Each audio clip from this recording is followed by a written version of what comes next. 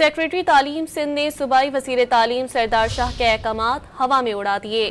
خطرناک قرار دی گئی اسکول عمارتوں کی تعمیر کا کام شروع نہ ہو سکا۔ رکن اسمبلی عامر صدیقی نے سیکریٹری تعلیم کو خط لکھ دیا۔ تفصیلات جانتے ہیں ڈان نیوز کے نمائندے خاور حسین سے۔ جی خاور، بتائیے گا اس حوالے سے کیا تفصیلات ہیں آپ کے پاس؟ جی، سیکریٹری تعلیم نے صوبائی وزیر سردار شاہ کے احکامات کو ہوا میں اڑا دیا ہے۔